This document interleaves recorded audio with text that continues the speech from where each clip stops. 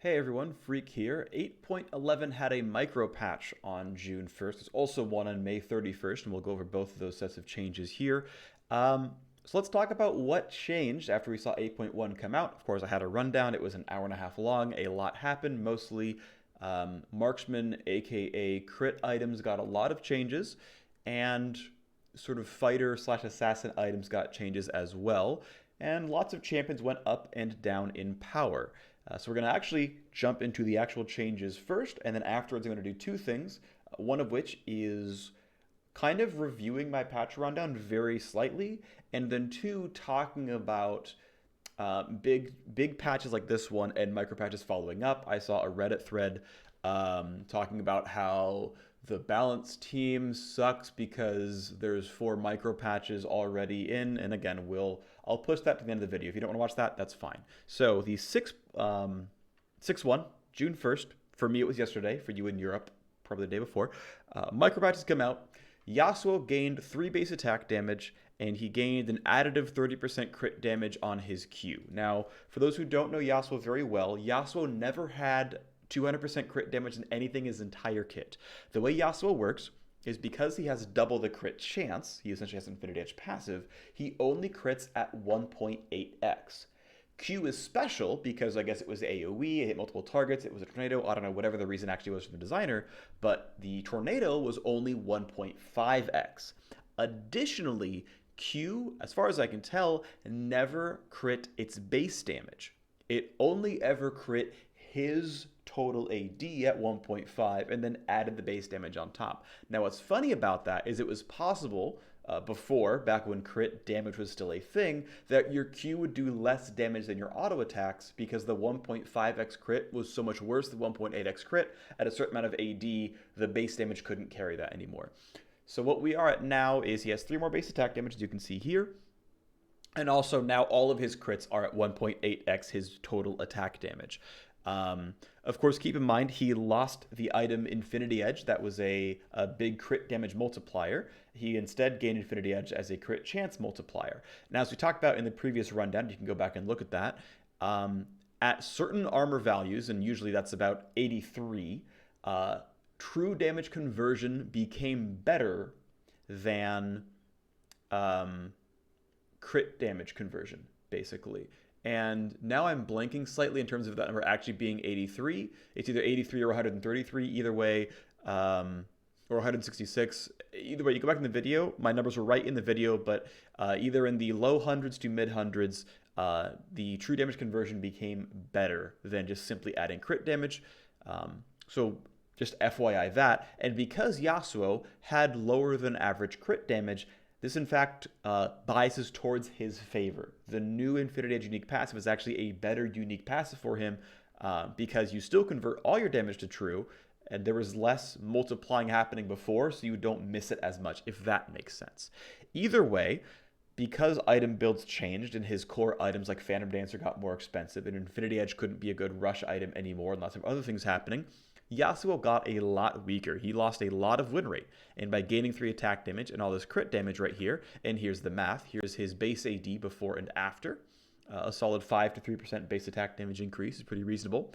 And then here is the math on his Q based on if it crit or not. If it crit, instead of doing 110 damage, it now does 133 damage. Now, of course, no one crits at level 1, but I'm including it just for completeness' sake. Over time, the more attack damage you get on Yasuo, the more this buff actually matters because, again, the base damage couldn't crit, but the attack damage portion could. And so over time, you get carried more and more and more. And so you can see even the trough of Q damage is at 12%. Even at level 9 with 0 attack damage items, a critting Q still does 12% more damage than before. So these are very substantial buffs. Every auto attack does 3 or 5.4 more damage if it crits, and every Q is doing substantially more than that because it's getting his normal crit damage ratio. End of the day, I've actually been able to look at numbers because the patch has been out for more than a day at this point, or about a day at this point. Yasuo seems to have gotten back to normal. He's gotten back to the win rate he was at before, which is about 48% for solo queue. That seems reasonable. Also a bug fix here that Brawler's Gloves plus IE is now a better build because that's something he's going to have to sit on as well. where he like buys Brawler's Gloves, buys a couple of long public BF swords, maybe finishes IE, then goes for the rest of the item. So that's good that this is getting more efficient. And yeah, he gets some damage added back to the kit because, of course, he is a slave to crit items, and crit items got weaker in terms of cost. And so he got mostly early game power, which is good.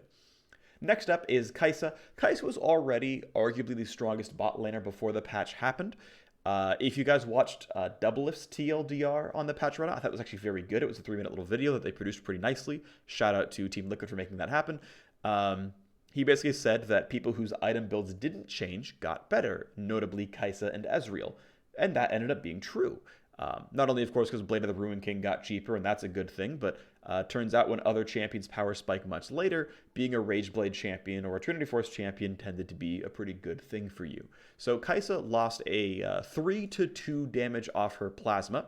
Now, this is essentially base attack damage because it applies every single auto attack ever, forever, all the time.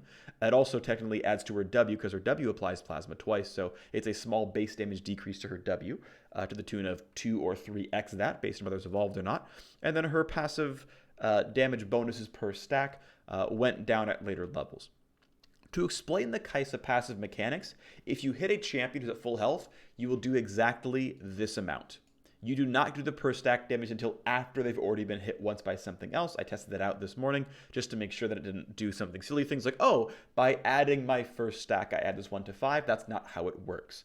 But the best I can understand that it does work is you hit them at 0, then they have when you hit them, then they have 2 when you hit them for hit number 3, then they have 3 hit for number 4, then they have 4 and you explode it, but you still get this plus this times 4.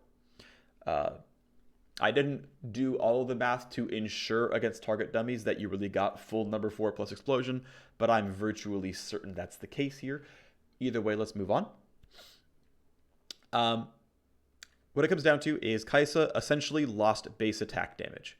She also lost half the AP ratio of her base attack damage. This is fully halved in all cases except for the 5th hit explosion, which, to be fair, in a real game is a non-trivial amount of her damage. So if you still want to go for Rageblade Kai'Sa, keep in mind that while the pure plasma stack damage has gone down, the explosion nor the explosion ratio went nowhere.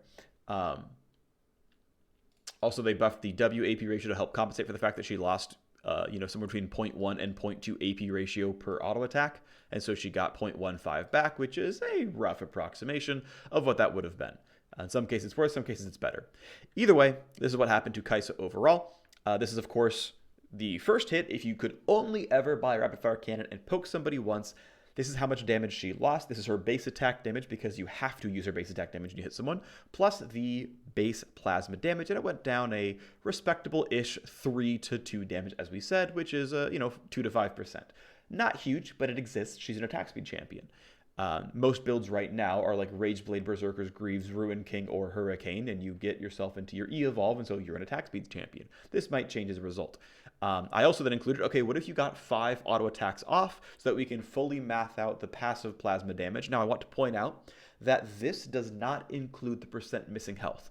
The percent missing health part of the equation would actually push this towards 100% because that went nowhere and is a non-trivial amount of damage. But as far as the base damages are concerned, over 5 auto attacks, she lost between 15 and 50 damage, which is actually somewhat meaningful. You can see here that even though her one-hit damage is actually worse at early levels and better at the end of the game, her actual sustained damage output is actually down more over the course of the game. More of her damage was lost from the sustained damage output from the stacking plasma. What has ended up happening for Kai'Sa in terms of actual power is, of course, she gained a lot. Shout out to being the best marksman in the game. But actually has gone all the way down to slightly below where she started in 8.11 or the end of 8.10 as a result of these changes, which I think is very, very good. I am glad because she was already overpowered and could definitely deserve a power down. So I am glad these changes are they look bigger than they are because they're so numerous. They are still meaningful, but they're not sledgehammers, right? This is far from a sledgehammer set of nerfs. This is 2 to 3 damage off her auto attacks. That's what that was, right? So not the most insane, but again, still very, very strong. Probably not the single best AD carry in the game now. So that's really good. Next up is Ezreal. Ezreal's another one, as they say in the context, and as Doublelift had said in his patch rundown, that being a not crit marksman, he ended up gaining. Now, there's two things I want to point out here, by the way. So one is there is some level of power going down from these champions. I do think that like Jinx and Twitch just got weaker because they pretty much could only really build crit, and it got harder to get online at an appreciable part of the game. League of Legends is actually getting faster. Some small part of that is players deciding to end their games a little bit faster, but also I think the much larger part, I would say like 90% of it, is actual design changes where it seems to be Riot is trying to end the games a little bit faster. And a lot of that is, I think I talked about this in the previous patch rundown as well, is they're trying to end games that are over but haven't ended. And those 10% of games that you maybe would have won becomes 5%, and thus that Twitch 3-item comeback is now less possible, which can then be a strict power down to 3-item spiking champions.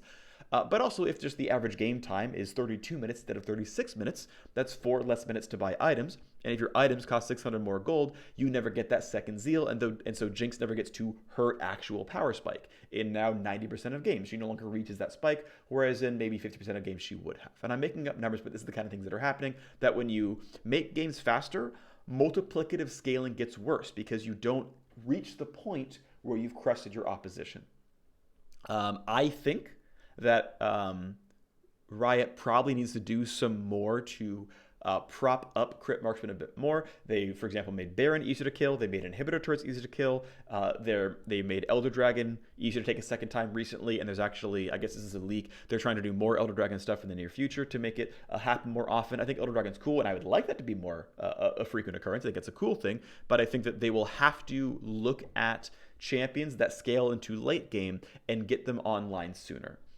I'm okay personally with games being a 32-minute average game. That, you know, a third of games end before 30 minutes, not just surrenders. And, you know, some games can go 40 plus, but it's the rarity. I'm cool with that personally, and it seems to be the way the game is going. I just think champions will need to be tuned as a result. Either way, that was my segue for that. Let's talk about Ezreal's nerfs, or should I call love taps, because he lost 0.61 attack damage growth, and he lost a little bit, which can be, because it stacks 5 times, 10 or 20% attack speed as he levels up into the game. These nerfs are not very big. So here's his total attack damage before. And keep in mind, Ezreal is a champion that buys more attack damage than most other champions. So for example, if you're Twitch, your base AD matters a lot because your build is essentially Hurricane Infinity at a Static Shiv. And so you're 9,000 gold into your build and you have 80 attack damage of items. Ezreal builds a Trinity Force for 30, a Muramana for 60, a Blade of the Ruin King for 40, an Archangel's Staff, which is going to give him, off of the 1400 mana, another like 25 or so, plus some ability power to like add more base damage to his skills. And so like, he's got a lot of essentially AD inflation in the kit, right? He's got several hundreds that just exist normally on his second, third, fourth item that keeps going, whereas crit marksmen don't do that. So Ezreal is less affected than normal by attack damage hits. So this 8 to 10 AD he loses by the end game does not matter nearly as much. I'm happy to see him end at about 103. I think that's actually reasonable for a marksman to end at. I think it's like a pretty fair, normal number, but is what it is. Now, I also looked at, of course, the passive attack speed damage difference, because, again, at 7 and 13 is where the breakpoints happen. You can see his bonus attack speed. This is, by the way, if you'd always 5-stacked your passive, plus his attack speed per level gains, because I just wanted to be as inclusive as possible. And this is also the biggest version of the nerfs, essentially. So his first 6 levels, he's down up to 2 attack damage and 0 attack speed. So his landing phase is unaffected. And so by the time he loses some meaningful attack damage and meaningful attack speed, he's pretty close to finishing Muramana or something. I just wanted to point that out real quick. Ultimately, like, this will still be a nerf. And by the way, I do like these nerfs. So what's funny is when we did this buff to Ezreal back in the day, I said I liked the buffs. I liked the buffs to his passive because I liked the idea of getting to build crit Ezreal and saying, hey, I want to have an attack speed base that I can use to then say I would rather go IE and, you know, I want to be a real late game crit marksman. Now that's really not possible with the current item landscape. I don't think it's just not nearly as good anymore. It's too expensive to get online. I think Ezreal is just never going to buy crit ever again in his lifetime. You no longer need that fallback. And you say, you know what? No, Ezreal, he is a Q, poke, like all-in burst champion. He does not need to crit. He never will crit. You don't need that kind of attack speed, buddy. And I think that's fine. Like, now that crit is not in the picture at all anymore, And that was kind of especially true once Trinity Force no longer had crit on it, but even more true now, in my opinion.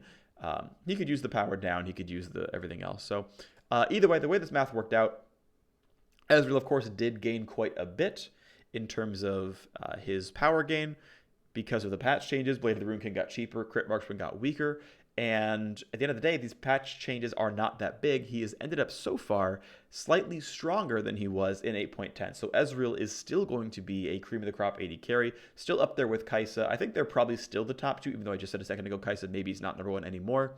They're probably still very much near the top, but they did lose some. The other marksmen are catching up, and you're now not trolling quite as hard by picking things that aren't Ezreal and Kai'Sa. I know I said earlier there were two reasons why these champions gained power, one of which was crit items getting weaker. The other is experimentation. People will eventually settle on what the optimal builds are for champions like Lucian and Jinx and Ashe and all these other characters and Kog'Maw, etc. They're getting there. They will eventually get there. We are not at that point right now. And as that information kind of percolates and spreads throughout the community and we start seeing more of it in streams, we start seeing more of it in pro play, we'll start discovering that kind of stuff over time. And so inefficient builds are also part of what is keeping other champions down. Their true power level might not be quite so bad. We just don't know. I think Kai'Sa was a great example of this, where people were not rushing Rageblade back when old Rageblade just had a million ability power and stuff on it. It was very obviously her best item, but we were seeing a lot of, do we go Essence Reaver? Do we go Infinity Edge? Do we not go Hurricane? No, we definitely go Hurricane because her E is insane. Like, you could go back to launch window Kai'Sa with current player knowledge about how League of Legends and Kai'Sa works, and she would be a 50% win rate champion. The complaints about having only 500 range, the complaints about not knowing what to build, all this stuff would have gone away because people would have realized, yeah, you go Rageblade into Hurricane and Desert Greaves, then you maybe get a Death Stance or something, your, Spell Vamp and Lifesteal are actually insane and you just win the game. So to a much smaller degree, that's what's happening right now with most marksmen, is they're still figuring out what the builds are going to be.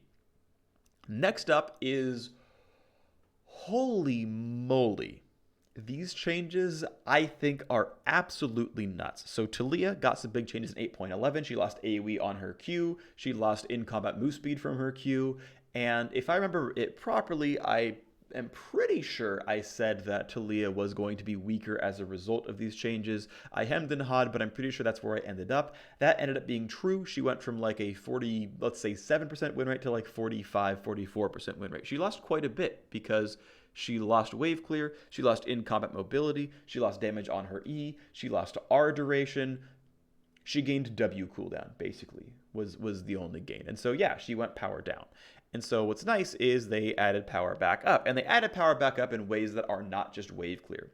But they added a freaking crap ton of all-in burst damage power. Taliyah gained a freaking million damage on her kit. Okay, so 2 attack damage is nice. That can help her clear waves a little bit easier when things don't quite die to her Q. I'm sure there's probably a breakpoint somewhere where, like, if you hit all 5 Q rocks, now one auto attack will kill the melee minion, and now you can kill the other one as well. Like, that kind of stuff probably exists. Either way, it's just a very small thing. This could have not happened and it wouldn't have made a big difference. It's just a nice to have. 58 AD is reasonably high, but it's fine. This change is huge, by the way. So if you didn't know, Q shoots out 5 rocks and hits beyond the first deal reduced damage. And instead of doing 1.4x the damage for each rock beyond the first, which means that 2.4x total, wait, I'm trolling? 2.6x total damage because you're adding basically another 160% from the other 4 rocks, became a much larger number. It became 320? 3.2x? I'm actually trolling, 3.4.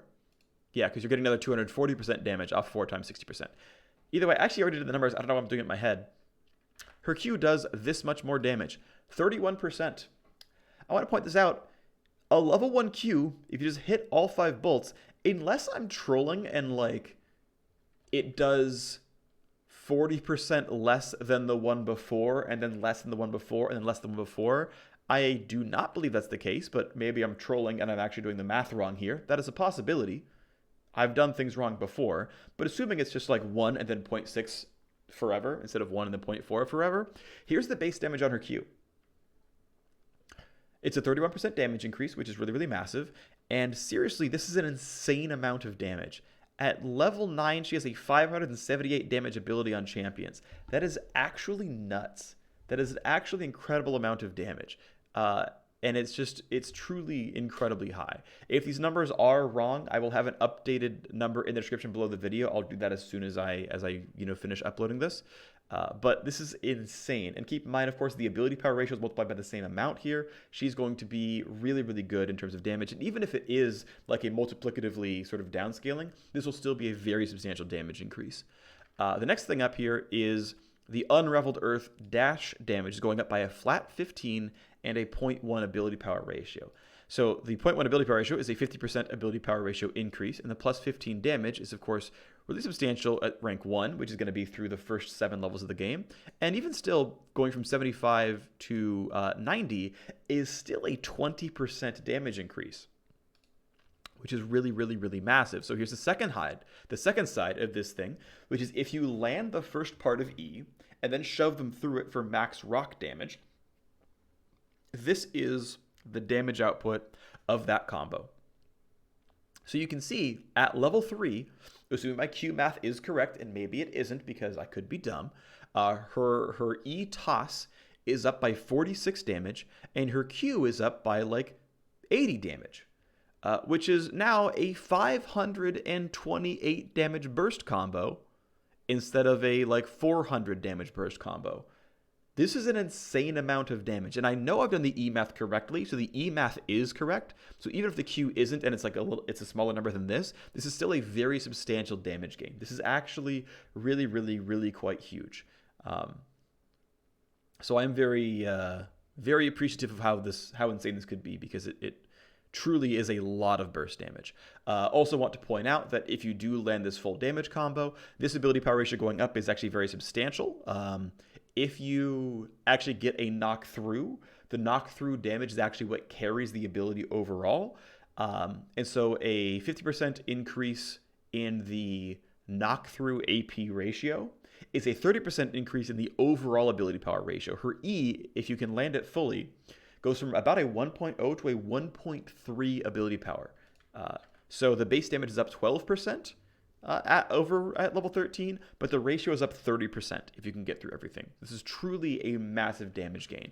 And what I saw from statistics is Taliyah went from weak in solo queue to very weak in solo queue to actually freaking bonkers. I believe they overshot the mark here. I think Taliyah might very well be the best mid laner in the game as a result of these micropatch changes. I think she's actually going to be pretty nuts. The one final micropatch thing that existed here in this second set at June 1st is Banner of Command gives basically half the durability it used to. Instead of taking 0.3x, you take 0.6x from champions, so Banner minions now die twice as fast as before. There is still something I am sad about they did, which is that Banner of Command gives armor and MR and damage reduction. I think that is silly. I think that is...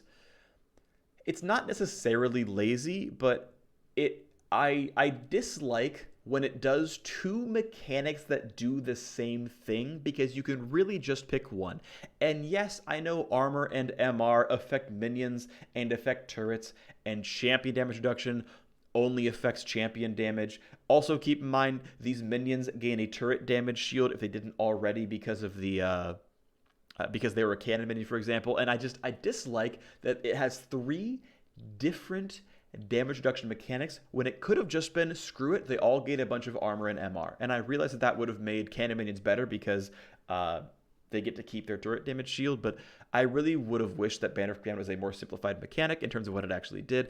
Either way, that's a random tangent. As far as the actual update here, this is obviously very massive. Again, they take twice the damage from champions they did before, so that is a really big deal. Twice as valuable, twice as good. That's a great thing. It's interesting because there was such a hubbub about so much hubbub about the fact that Banner of Command existed on every champion, everyone's running the item. Oh, it's overpowered, it's so good. Now keep in mind, the item is gold inefficient in and of itself. So if you really think you're going to be in a 10 Banner of Command game, just run Inspiration Secondary, get Minion Dematerializer, it'll be online before they get a banner, and you just transmute their first 12 minutes of Banner of Command. Meanwhile, you have still bought real items. And for the first roughly 20 minutes of the game, because of when they buy a Banner of Command, you should have an item lead over them. At cost of a rune, to be fair, that's not completely trivial, but like there already was an obvious lever for Banner of Command, and that was run Mini Dematerializer. For example, when Banner of Command was buffed alongside Baron Minis to be good, the first weeks of LCS, people neglected to run Materializer, or, if they did, hold their stacks for the Baron push. People eventually realized that they should do that, and they could immediately stop these pushes now. But, like, it took literal professional players weeks to figure out, you run a freaking rune. And then after we all saw, oh, hey, by the way, Banner's a big deal, you should run Materializer, Banner becomes a bigger deal, and we all forget to run Materializer. Not saying that Banner wasn't overpowered. I'm not making that claim. I'm saying that the power was still in your hands to lessen the impact, and people didn't. So I just wanted to get that out there real quick. I do want to say that I did end up missing how big this buff in the patch was going to be. The empowered minion damage reduction is actually a really big deal. I said, okay, cool. It's no longer immune to mages, and now it takes reduced damage from physical. Okay, whatever. But I should have actually spent the time to say, hey, you're taking 1/3 the damage from auto attacks. Like, keep in mind, like when Ziggs tries to clear a banner minion, his spells would have done sun damage, but he still would have auto attacked it a whole bunch. And now his auto attacks suck, and his spells still do very little damage. And when an Ashe tries to kill it, it takes her literally 3 times as long to kill a cannon. That actually takes a really long time. And so I missed how big 70% DR was really going to be because, oh, it can still take damage, who cares? That's my bad for missing it. Pyke, as expected, came out weak on release, got a lot of base stat buffs. I am of the opinion that base stat buffs are the right way to make new champions strong, as long as it's not specifically attack speed, because you feel attack speed and you feel move speed, but like being tankier and saying, okay, I got to handle the champion, he is overpowered, and then just nerfing his health. And like you can do attack damage and attack damage growth, health and health growth, you know, even mana and mana growth to a certain degree, that can get a little bit tricky. I think that's a good way to affect things. I am of the opinion personally that new champions should actually come out slightly on the strong side and expect to be like nerfed at the next patch, or even micropatch nerfed 1 week from release, because everyone's new to the champion, they're going to be bad at it. They deserve to have a helping hand. I think that's completely fair, even in ranked games. It's like this champion could be mathematically overpowered, but no one's good at it, so it's allowed to be until people learn. I think that's fair. I think that's fine. I'm glad the micropatch buffed. Pyke will probably end up overpowered and be nerfed later, but this is still a good thing in my opinion. I want to quickly run down whether I think I got things right or wrong about the patch overall. Just for fun, I wanted to see if I wanted to do some recaps, and I actually want to bring this up. If you guys want like patch recaps like 5 days or a week after the patch comes out, it's something that I've been thinking about doing, and I want to know if you guys would actually care to watch. So this would be an example of that. Yep, Anivia gained some power. It wasn't really that big of a change. She seems okay. Graves, I think right, these nerfs were very, very small. Still ends up being very, very strong. Kha'Zix I do not have a very good handle on yet, but having played a little bit of Kha'Zix, the R evolve still seems pretty fun, so that's pretty cool. Good, it appears to still, actually, to be fair, I did not look at almost any of the win rate data. My sample is I played some games of League of Legends, so this patch review is going to be very bad because I didn't actually prep for that. It was mostly aimed at being the patch rundown from the micropatch, so I'm actually going to skip this because I don't have anything useful to say. Other than, yep, Taliyah definitely got nerfed really, really hard. Have played some Urgot. Urgot, statistically, is only slightly strong. So he didn't get up to insane best top laner in the game status, but having played him does feel really good to play. Urgot seems really, really quite strong. He's a better leashing champion now as well because his passive is twice as good, so you can actually like leash blue if you're playing top lane, or leash red based on if you're blue or red side. That's actually really nice. That helps. It's extra damage and speed to your jungler, and just overall, yeah, I really like these changes. He's quite strong. Don't know how good Victor is. Xin Zhao, I think, is pretty much still overpowered. Zyra did gain an absolutely ton off this buff. I probably slightly underrated how good an extra quarter second on the root would be. The extra quarter second often means that extra plant auto attack comes out, might mean extra time for a follow-up. Turns out that root duration in a duoed lane is a bigger deal than I gave it credit for, because crowd control, when someone else can hit them, really, really means a lot. So I think the laning phase was actually where a lot of the gains were, but even then, just a 2-second long root by the end of the game, still a very, very big deal. As far as the marksman base stat adjustments, Ezreal got the least of all of them. Kaisa got actually on the high side. Not that it really matters all that much, but whatever. Master Yi seemed to gain some win rate here as a result of Hunter's machete changes. Nocturne, though, did not seem to. Storm Razor ends up being a really big deal on certain champions. It's absolutely amazing on Graves, for example. I think it's probably the first item you buy, or the second item you buy after Black Cleaver, or maybe even after Warrior. Very, very, very strong item. Seems quite good. Infinity Edge, as I mentioned, does have synergy with champions with less than average crit damage.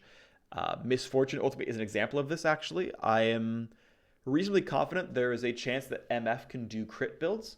Keep in mind that if her Q bounces off a minion and got the kill and then strikes, that's going to deal a critical strike. Now, that said, in the early game, the true damage conversion is worse than crit damage. So an early IE rush is worse, other than the fact that it does give some attack damage more. Otherwise, though, with her ultimate, if you can get to 100% crit, having your ultimate do basically 15% true damage is better than your ultimate going from a 1.2 to a 1.3x crit modifier. That's a less than 10% damage increase. This is way more than a 15% damage increase. Essence Reaver seems to be a very good item to start on champions like Jhin. People have discovered that Essence Reaver not Jhin, sorry. What was I trying to say? Lucian. I got the wrong word out there. Seems to be a very good item on Kog'Maw as like a second or third item. Turns out that having your W turn back on after you're done casting it is a really, really big deal. And maybe even getting it a third time could be huge as well. Essence Reaver definitely seems to be pretty nutty. Infinite Cog W's, if you can keep it on, that's really, really cool. Last Whipper is still garbage. Lord Dominic's is still an overall damage multiplying item. It should probably exist fourth on every attack damage champion in the game. What a reminder, still situationally just fine. These updates all hurt a bunch of crit marksmen, including Yasuo. Blade of the Rune King and Bloodthirster buffs, of course, help people who are not buying crit. They get to come online a little bit sooner. Ma, whatever. Guardian Angel, mostly whatever. Band of Command, again, I overlooked how good this change was.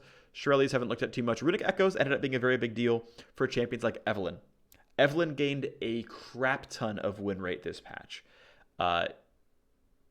Basically just that. She seems to be pretty nuts now. This extra 20 AP is a really big deal for early game power spike. If you want to be an early game power spike AP jungler, that's there now. We'll probably see some more junglers convert as well. For example, Gragas we saw run Runic Echoes some at, I think it was at MSI. I believe Xmithy was playing Runic Echoes Gragas back then. And if not, I just know I've seen Runic Echoes Gragas in the last couple of weeks playing League of Legends.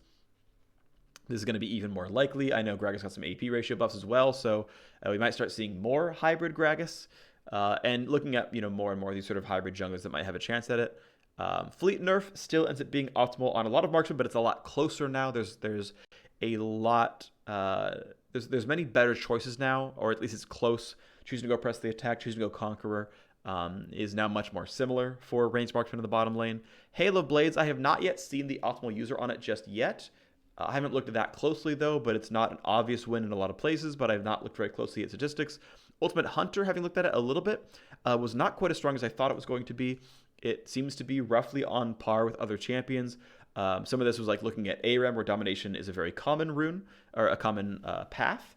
And it was like, actually, no, getting Spell Vamp and move speed could still be just as good. I played some Graves jungle and some Fizz mid since the patch, and Ultimate Hunter was not obviously better than just like running move speed for Graves, because junglers like move speed, and it's just like getting your active items cooldowns or getting your Spell Vamp going for mages that actually want to Spell Vamp. Because they want to stay alive. So Ultimate Hunter actually not very overpowered. I think it's actually going to still be a bit of a niche market, and I was surprised by that. Nimbus Cloak is in fact incredibly good. I want to point out, by the way, that Nullifying Orb is probably the single strongest non-keystone rune in present-day League of Legends. It is not a sexy rune, it's not an attractive rune, but it is incredibly, incredibly, incredibly powerful. It is obscenely powerful. It is such a good rune. It is a lot of durability that your opponents will constantly be surprised by, because like when you trigger Bone Plate, you trigger at the start of combat and you hit them twice and go, okay, they're not very hurt, whatever. When you try to dive someone and Nullifying Orb pops for 160 health, and they fail to kill you when Fizz dove the turret, that's a really big deal. Nullifying Orb is so good, Nimbus Cloak is still not pickable. I went and looked at the champion I thought was going to be the very best in the game with Nimbus Cloak, which is Singed, who presses R to gain move speed. And in fact, Singed is very good with Nimbus Cloak. It is a Groot rune on him, and it is still not as good as Nullifying Orb. Because, turns out, chasing Singed, who then gains his shield and doesn't die, way more important to his play pattern. Nullifying Orb is so good that marksmen who love just to go Celerity plus Gathering Storm every single game are often worth dropping one of those two and just taking Nullifying Orb. Truly, it is an amazing rune. And so Nimbus Cloak is almost great, but still not as good as the other ones. Dematerializer, back by a wave, still seems reasonably strong. That's fine. Turret durability has gone down a little bit, as we mentioned before. I haven't really seen the big impact of those changes. The game seems about the same too, because when you start cracking in Hibs and Nexus turrets, does it really even matter? There are cases where it could, but whatever. Baron doing less damage, I've definitely noticed. We have done some Baron rushes in the games I've played so far. Does less damage. No one's surprised here. Haven't really noticed the Scuttle Crabs or the Jungle Monster changes that much. They're very small amounts of changes, so who cares? ARAM has been freaking fun. I have loved new ARAM. I'm sure a lot of you have as well. These have been some really good changes. Dark Harvest nerf, Warmog's removal have been great as well. Really cool to see. By the way, if you guys don't know, press tab and you can see when the health relics respawn. Should be helpful for you. Recommend doing it. All right, so that is my Micropatch plus Small Patch recap rundown. Hopefully you guys enjoyed. Please let me know if you actually do want me to do after patch recap things to see where things actually landed. If that was something that interests you, let me know. Once again, Yasuo back to where he came from. Kaisa, slightly weaker than an 8.10, still very strong. Ezreal actually stronger than an 8.10, slightly, still very good. Taliyah might very well be the very best champion in the game, and I will double check the math on whether or not Q really does this much damage. That'll be in the description below the video, and I will let you know with an annotation. Maybe. Thanks for watching. I'll see you next time. Oh, NA Collegiate Championship starts this coming Thursday, which is only about 4 or 5 days away. I will be on the analyst desk for the semis and the finals, and the summer split starts in about a week and a half. Watch that. It's going to be great. I'm excited. 8.11 with Micropatch should be the patch for that, and it probably includes Taliyah bans the whole way through. Thanks for watching. I'll see you next time.